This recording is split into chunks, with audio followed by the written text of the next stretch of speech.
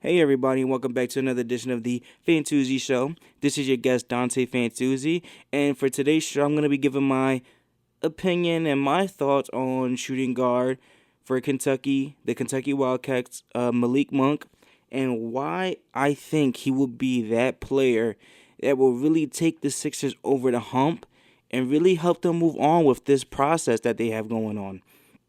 Malik Monk, who's a freshman guard, really a shooting guard, point guard, whichever one you want to label him as. His freshman year at Kentucky, which was this year, he's a 6'3", 200 pounds.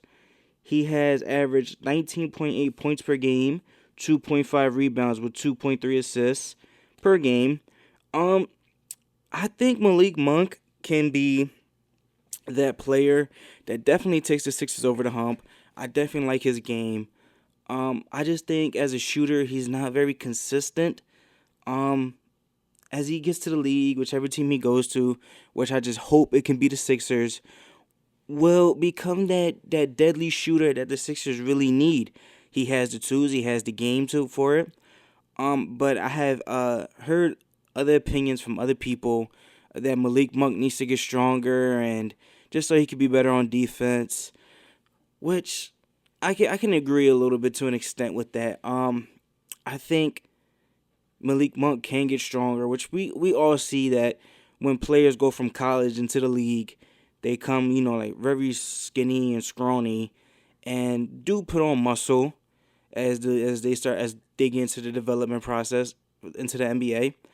But I would definitely yes, Malik Monk can get stronger, but I don't think that he should get stronger to the point where it starts to affect his jump shot and affect his playmaking ability.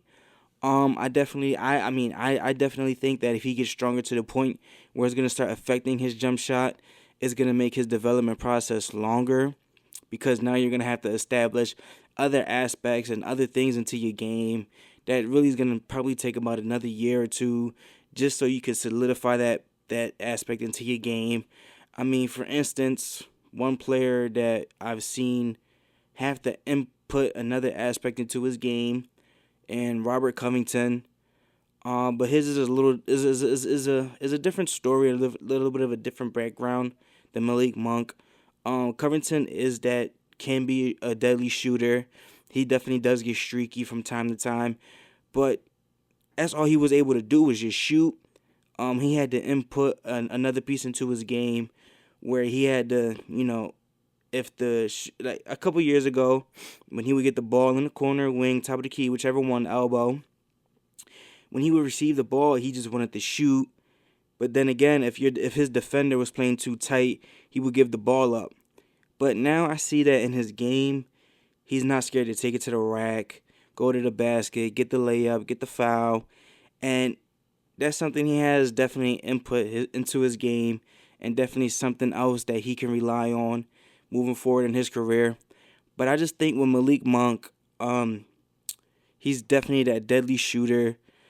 When I look at Malik Monk play, people may criticize me for this, but I definitely think a little bit of on the offensive side of the ball as Klay Thompson.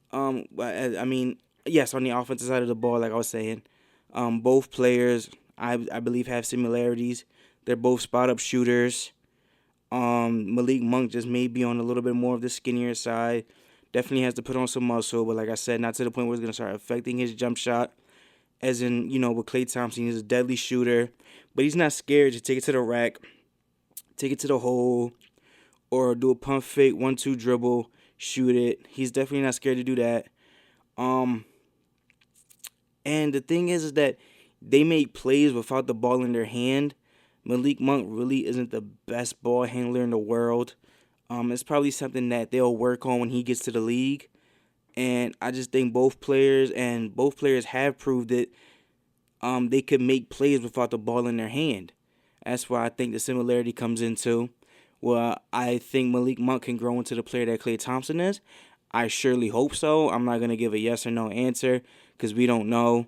But, I mean, there is only one Klay Thompson in the league, so that's that. I definitely hope he can become better than Klay Thompson or similar to Klay Thompson in that effect. And I just think that, Malik Monk is that perfect fit for the Sixers. Because, I mean, they do have guards, but, I mean, none of them are, really scoring guards. I mean, really, we have Gerald Henderson, Jared Bayless, who's been out for most of the year, TJ McConnell, and Nick Stauskas. But really, none of them are really scoring guards. And we all know when Embiid and Simmons gets back for next year, we're gonna have those two players along with Dario Saric, who I believe has won and solidified his rookie of the year. At first I thought it was Embiid, but the way Saric has been playing, you really can't take that from him. He's been healthy all year. He's been balling all year. So I just think he deserves that award in his right. And Joel Embiid should be fine with that. I mean, just because that's his teammate, so you really can't really be hating on your teammate now. But another thing is that Ben Simmons is really going to be is a point guard and a forward's body. Um, Definitely when he comes back, the ball is going to be in his hands more. He's going to be the one setting everybody up for the plays, and you know Ben Simmons is that player that gets everybody involved. The offense has to be run through him, which I think is definitely going to be happening once he gets back. And with Malik Monk being on the team, it can definitely open the court for him. He can get one-on-one matchups when Ben Simmons, because I think Ben Simmons can score whenever he wants. His problem is just a jump shot. Something like LeBron when LeBron got into the league. LeBron was able to take everybody to the rack, get his points, and everybody keeps saying that Ben Simmons can't shoot. Well, you're right, but he's still averaged close to 20 points a game. So if he can't shoot and you're still averaging 20 points a game, what does that tell me? That tells me that nobody can stop him when he's going to the bucket. Nobody can stop him. Nobody can guard him one-on-one or stop that man from driving to the paint, driving to the bucket, getting an easy layup or a dunk. That's exactly what it means to me. I mean, if you can't shoot, then how else are you gonna get your points? And like I said, he averaged 20 points in college. Now, yes, college is a completely different game than the NBA, but I just think his body, his height, his physical tools is still gonna be unstoppable when he gets to the league. So that's that. Getting back to Malik Monk, I think when Malik Monk on the court with the Sixers, it's gonna definitely benefit everybody else. It's gonna get everybody else one-on-one matchups, because I mean you really can't double team him. And I believe that with Dario Saric and Joel Embiid, what they've shown this season, what a little bit that Joel Embiid showed, he can be that superstar player if he can stay healthy. I think Dario Saric can be that superstar player, and so can Simmons from what he showed in the summer league. And Malik Monk, if he can become that deadly shooter and develop and progress into the NBA player that we all hope and he has the potential to be, I just think that when he gets to the league, he should work on his jump shot and have that jump shot becoming more consistent. He was getting comparisons to Nick Young, but I think he can be better than Nick Young. And yes, I'm going to say it again, his jump shot is inconsistent, but it's just something that, he needs to work on. No player is going to come into the league and take the league by storm their rookie year. Everybody still has something to work on. Even LeBron James. I mean, if you ask LeBron James and you ask him what does he need to perfect in his game, I'm pretty sure he's going to give you an answer and still say, yeah, I need to work on so-and-so or this and that. So I believe Malik Monk can be like Klay Thompson with the offensive side of the ball. But I think Malik Monk, there's another guy I'm going to compare him to, can be like a Devin Booker. Devin Booker started off his rookie season slow.